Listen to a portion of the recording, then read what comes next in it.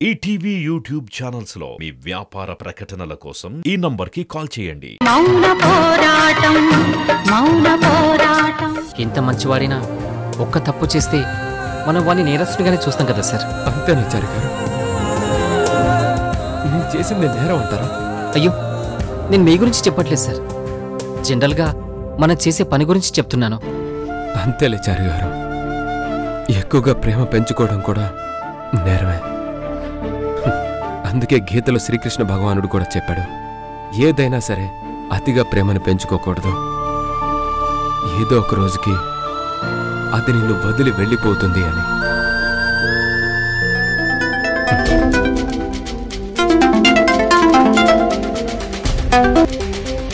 అమ్మా ద్వారకా, అవంతి గుడికని బయటకొచ్చిందిరా.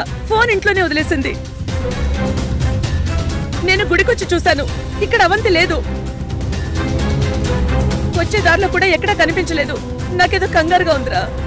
అవంతి చిన్నపిల్లేం కాదు కదమ్మా, ఎందుకంత కంగారు పడుతున్నావు? ఎందుకేంట్రా, రాజశేఖర్ నుంచి ఇందాకే లెటర్ వచ్చింది. దాంట్లో వాడి నెక్స్ట్ టార్గెట్ అవంతి అనే రాసుంది. జైలుకెళ్ళి వాడితో మాట్లాడాను. వాడు అవంతిని కిడ్నాప్ చేస్తున్నానని చెప్పాడు. అవునా? అందుకేరా నేను కంగారు పడుతున్నాను. వీళ్ళకి చెప్తే అర్థం కాదు. నేను వెళ్లే ముందు ఫోన్ చేసి చెప్పాను కూడా. ఇప్పుడు నువ్వెక్కడున్నావమ్మా? ఇదిగో గుడి నుంచి మన ఇంటికి వెళ్లే రోడ్లో ఉన్నాను. వెతుక్కుంటూ ఇంటికి వెళ్తున్నాను. సరే సరే, నేను ఇంటి దగ్గరకు వచ్చేస్తానమ్మా. కొంతమంది పోలీసుల్ని అవంతిని వెతకమని పంపిస్తాను. అనుమానంగా ఉన్న వెహికల్స్ ని సర్చ్ చేయమని చెప్తాను. నీకు అవంతి కనిపిస్తే నాకు వెంటనే ఫోన్ చేయమ్మా. సరేరా, త్వరగా వచ్చేయి. సరే అమ్మా. కానీ బండి స్టార్ట్ చేయి. చారి గారు సార్, మీరు పక్కాగా ఎంక్వైరీ చేసి స్టేషన్కి వెళ్ళండి. అలాగే సార్.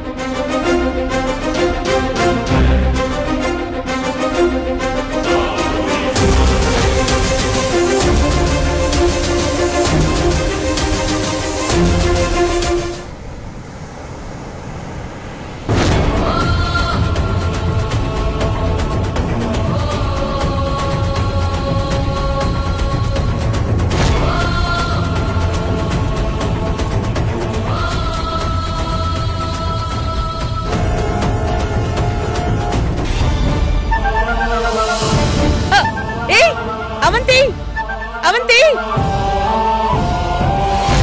అవంతి ఆగు. అవంతి,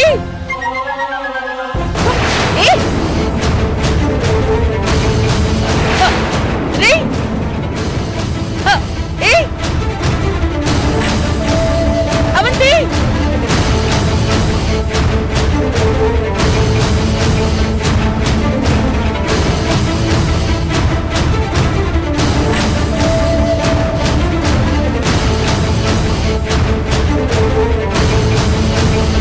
అయ్యో, నాట్ రీచబుల్ వస్తోంది.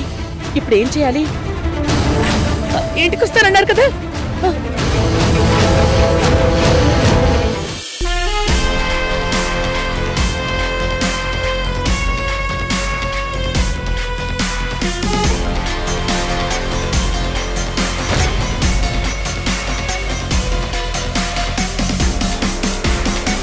సరే, ఉంటాను.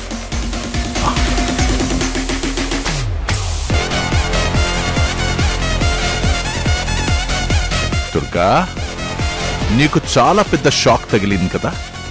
రాజశేఖర్ గారు, మీరు మామూలు కాదు. జైలు మీ అత్తారిలా వాడుకుంటున్నారు. కానీ ఒక్క ఆఫీసర్ని చెడగొడితే చాలు, మన పనులన్నీ జరిగిపోతాయి. అంటే అవంతి ఇప్పుడు కిడ్నాప్ అయిపోతుందా?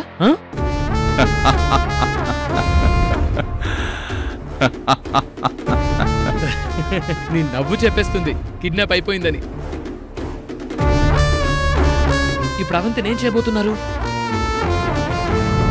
పొడి చేస్తారా? చంపేస్తారా? ఆడేవాళ్ళందరికంటే ఆట చూసేవాళ్ళకే ఎక్కువ టెన్షన్ ఉంటుంది. ఇప్పుడు నీ పరిస్థితి కూడా అలాగే ఉంది. ఇది మనిషి మనస్తత్వం రాజశేఖర్ గారు. ఒక మనిషి బాగుపడుతున్నా, నాశనం అయిపోతున్నా వాళ్ళ జీవితంలోకి తొంగి చూడడం, అప్డేట్స్ తెలుసుకోవడం చాలా బాగుంటుంది. Common man mentality. ఓకే, కానీ నేను నీకు ఇప్పుడే అప్డేట్ ఇవ్వను. అంతా అయ్యాకే చెప్తాను. ప్రస్తుతానికి దుర్గ కళ్ల ముందే అవంతిని ఎవరో వెహికల్లోకి ఎక్కించుకుని వెళ్ళిపోయాడు. ఆ దుర్గ ఫుల్ టెన్షన్ లో ఉంది. ఇది అప్డేట్.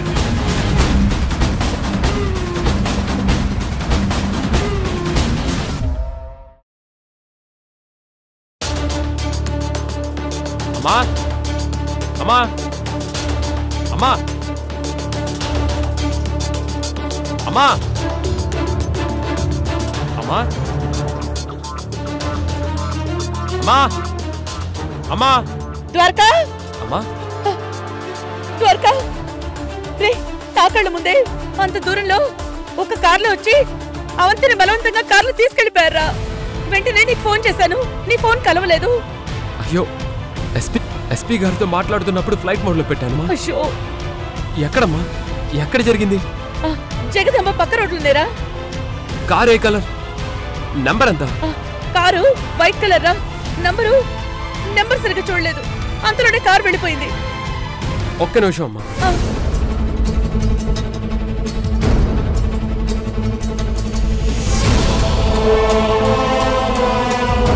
కంట్రోల్ రూమ్, నేను సిఐ ద్వారకా. నా మిస్సెస్ ని జగదాంబ పక్క రోడ్లో నుంచి ఎవరో వైట్ కారులో కిడ్నాప్ చేసి తీసుకువెళ్ళారు. అమ్మ, కారులో ఎంతమంది ఉన్నారమ్మా? అయ్యో, కారులో వాళ్ళెవరూ కనిపించలేదురా. సరే, వెంటనే నా చుట్టుపక్కల ఉన్న సీసీటీవీ ఫుటేజ్లన్నీ చెక్ చేయండి. జస్ట్ 5 మినిట్స్ ముందు ఆ రోడ్లో నుంచి ఏ రోడ్లోకైనా వెళ్ళిందేమో చూడండి. వెళ్తే అది ఎక్కడి వరకు వెళ్ళిందో, ఎక్కడ మిస్ అయిందో డీటెయిల్స్ అన్నీ తీయండి. స్టేటస్ ఎవ్రీ 10 మినిట్స్కి అప్డేట్ చేయండి. ఓకే. ఇది ఖచ్చితంగా ఆ రాజశేఖర్ పని అయి ఉంటుందిరా. నాకు లెటర్ పంపించాడు, ఇప్పుడు కిడ్నాప్ చేస్తాడు. కాకపోతే వాడు జైలు నుంచి బయటికి రాలేదు, తను మనుషులతో చేయించాడు. అమ్మా, కంగారు పడకమ్మా, వాడెక్కడికి మిస్ అవడు. అవంతి దొరికేస్తుంది. అది కాదురా అత్తయ్య. అవంతి అవంతి, నీకేం కాలేదు కదా? నీకేం కాలేదుగా? కాలేదు అత్తయ్య. ఎందుకంత కంగారు పడుతున్నారు? ఏమైంది? నేనిందాక కార్లో నేనెవరో లాక్కెళ్ళినట్టుగా చూశాను.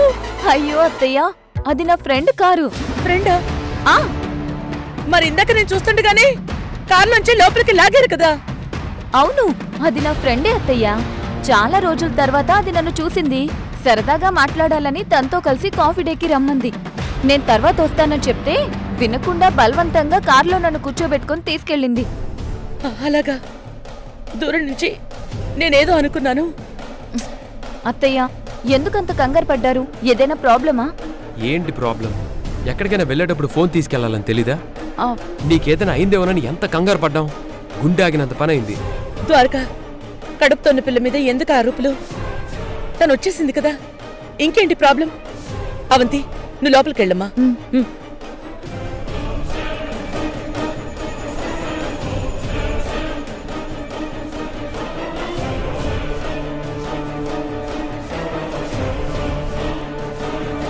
రాజశేఖర్ ఎందుకు ఇలా చేశాడు? ఏంటి వాడి ప్లాన్?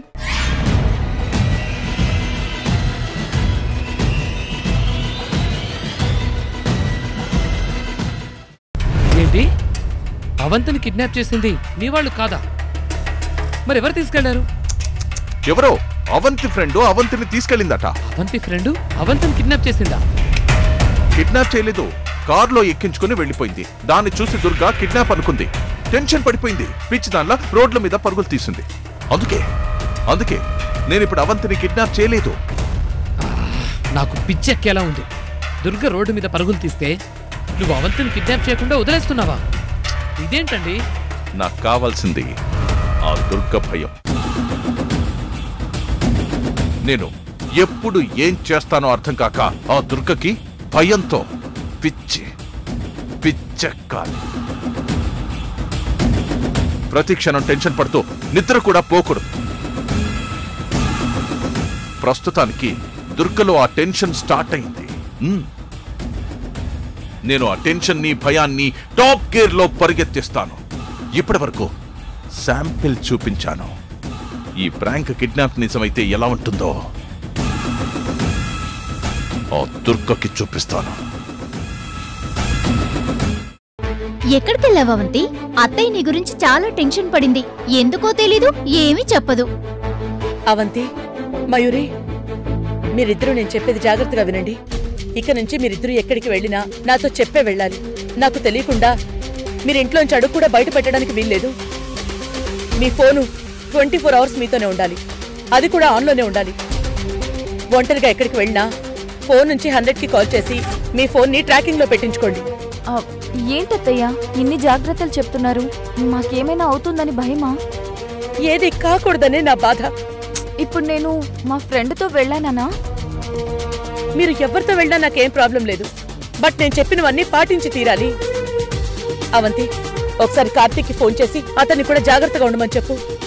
కార్తీక్ చెప్పడం కుదరదత్తయ్యా. ఎందుకు? 2 రోజుల నుంచి తన ఫోన్ స్విచ్ ఆఫ్ వస్తోంది. సరే, నువ్వు తన రూమ్కి వెళ్ళి విషయం చెప్పు. 2 డేస్ నుంచి తన రూమ్ కి కూడా రావట్లేదు. నేను కార్తీక్ ఎలా ఉందో చూద్దామని వెళ్ళాను, అప్పుడే తెలిసింది నాకు. అవునా? మరి నాకు ఈ విషయం చెప్పాలి కదా. అయ్యో, ద్వారకా,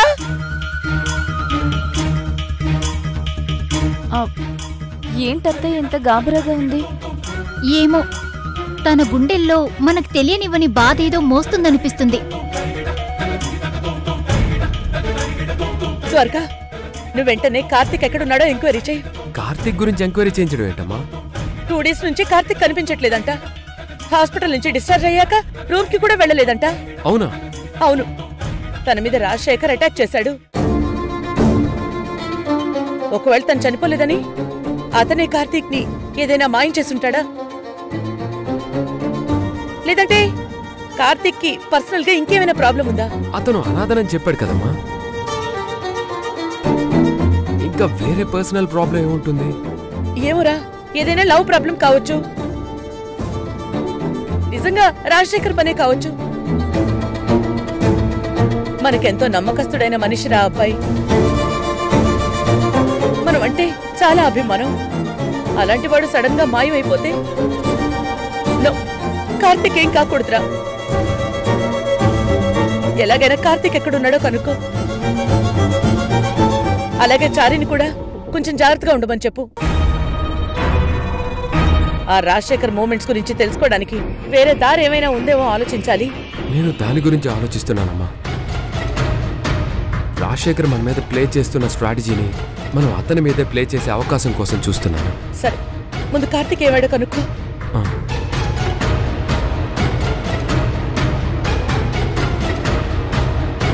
ద్వారకా, అత్తయ్య ఏంటి చాలా టెన్షన్లో ఉన్నారు?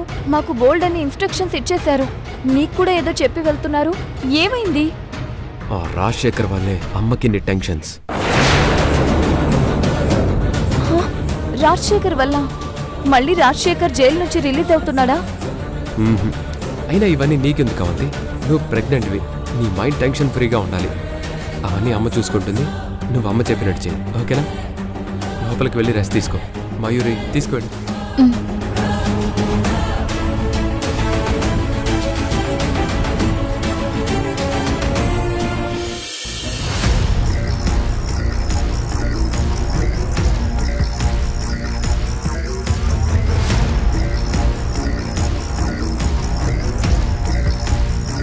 నక్షత్ర, ఏం చేస్తున్నా? ఇదిగో సువర్ణ, బాగున్నోడిని చూసి బాగున్నావా అంటే వెటకారం ఆడినట్టు, చెడిపోయినోడిని చూసి బాగున్నావా అంటే కారం పెట్టినట్టు ఉంటుంది. కంటికి కనబడేదాన్ని మళ్ళీ అడిగితే మండుద్ది. ఆ ల్యాప్టాప్ కనిపించడం లేదా? రఘురామ్, కంటి ముందున్న దాన్ని చూస్తూ చూడకుండా ఉంటే దాన్ని చూసి తెలుసుకునే తెలివి నీకు లేదులే. నక్షత్ర, చూపు మాత్రం అక్కడుంది, మైండ్ ఎక్కడో ఉంది. అవునత్తయ్య, మురారి గురించి ఆలోచిస్తున్నాను. చూడు నక్షత్ర, ఇలాంటప్పుడు ఆలోచిస్తూ వాళ్ళకి గ్యాప్ ఇవ్వకూడదు. నిప్పు బాగా రాచుకున్నప్పుడే నీళ్లు బాగా మరిగించేసుకోవాలి.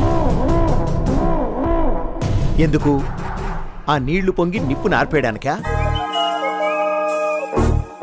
ఎంత మరిగిన నీళ్లైనా నిప్పును ఆర్పేయగలుగుతాయి తెలుసా? రఘురామ్, నువ్వు కాసేపు నోరు మూస్తావా లేక నా చేతి కిందకు వస్తావా? ఎందుకులే, దవడలు ఇప్పుడే కొంచెం కొంచెం సర్దుకుంటున్నాయి, మళ్ళీ కొట్టి కొట్టి చంపడానికా? వద్దులే, నువ్వు మాట్లాడు. నక్షత్ర, మురారి ద్వారక మీద మంచి కాక మీదున్నాడు.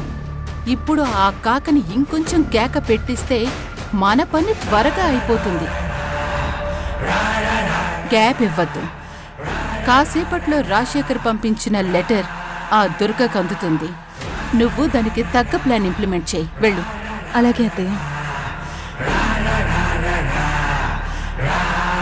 నాకెందుకో నా కోడల్ని నీ దారిలో నడిపిస్తున్నావేమో అనిపిస్తోంది. ఏ విషయంలో? తన్నులు తినే విషయంలో. ఏం లేదు, మురారి బాగా కాక మీద ఉన్నాడు, తిక్కలో ఉన్నాడు. ఆ తిక్కని ఎక్కువ చేస్తే తిరిగి తిరిగి మన మీదకే వస్తుందేమో అని. మురారికి తెక్కున్నా నా లెక్క తప్పదు. చూస్తూ ఉండు, పుండుని గాంగ్రీన్గా ఎలా మారుస్తాను.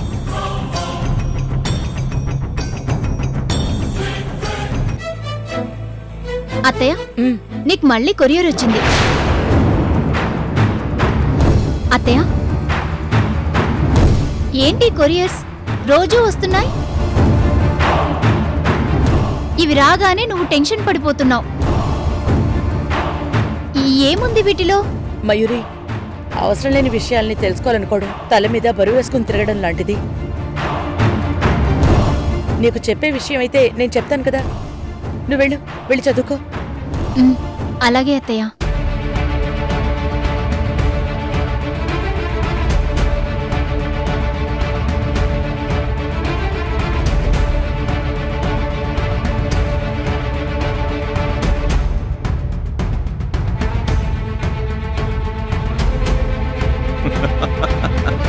ఏంటి దుర్గా, అవంతి ఇంటికొచ్చేసిందని రిలాక్స్ అయిపోయావా?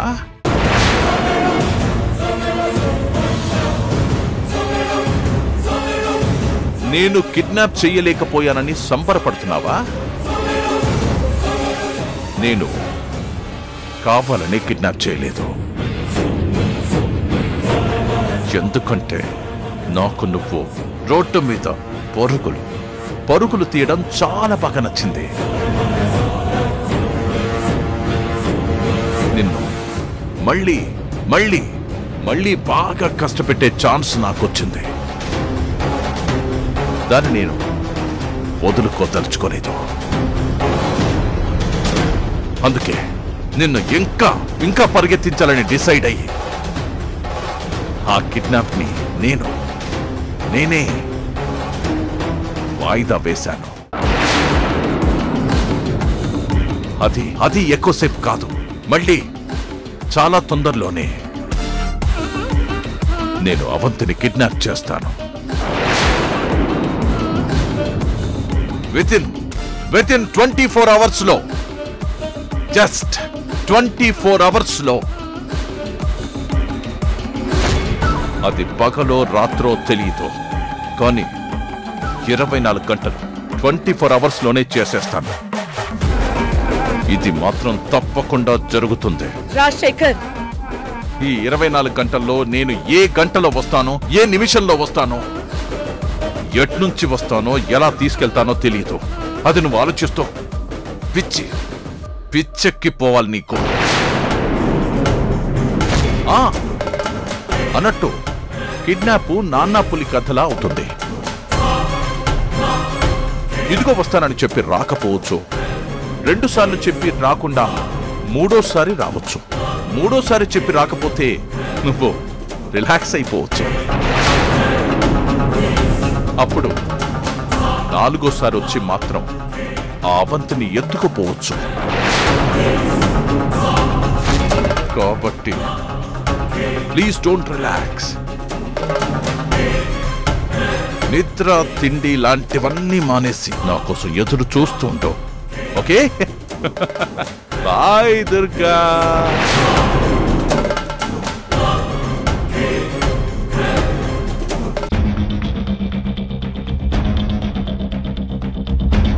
సువర్ణ, ఇదిగో ఈ లెటర్ రాజశేఖర్ పంపించాడు. రాజశేఖరా? జైల్లో ఉన్నాడు కదా, ఎలా పంపించాడు? నువ్వు ఈ మాట అంటావని నాకు తెలుసు. మీరిద్దరూ కలిసి డ్రామా ఆడుతున్నారని నాకు తెలుసా, నీకు తెలుసు. కాబట్టి ఎక్కువ నటించకుండా నేను చెప్పేది జాగ్రత్తగా విను. అది విన్నాక రాజశేఖర్కి నా మెసేజ్ పంపించు. ఏంటది? చెప్పు. రాజశేఖర్ అవంతిని కిడ్నాప్ చేసి తీసుకెళ్తాను అన్నాడు. కానీ అతను ఈసారి బయటికొస్తే తిరిగి లోపలికెళ్ళు. డైరెక్ట్ గా శ్మశానానికే వెళ్ళిపోతాడు. ఈ విషయం అతనికి తెలియజెప్పు. అయ్యో దుర్గా, రాజశేఖర్ జైల్లో ఉండి కూడా ఇలా చేస్తున్నాడు అంటే నేను నమ్మలేకపోతున్నాను తెలుసా? నువ్వు నమ్మద్దు. రేపు రాజశేఖర్ పైకి వెళ్ళిపోయాక అప్పుడు నమ్ము. సువర్ణ, దుర్గ చాలా ఆవేశంగా ఉంది. ఎందుకైనా మంచిది రాజశేఖర్ అవంతి జోలికి వెళ్ళకపోవడమే మంచిదనిపిస్తోంది నాకు. ఆ దుర్గ ఎంత ఆవేశపడితే అంత మంచిది రఘురాం. ఎందుకంటే ఆవేశం ఆలోచనని చంపేస్తుంది. సువర్ణ, ఇంతకాలంగా దుర్గని చూస్తూ కూడా నువ్వు తన గురించి చాలా తప్పుగా అంచనా వేస్తున్నావు. అందరికీ ఆవేశం పెరిగితే ఆలోచన చంపేసుకుంటారు. కానీ దుర్గకు ఆవేశం పెరిగితే మౌనంగా ఉండిపోతుంది.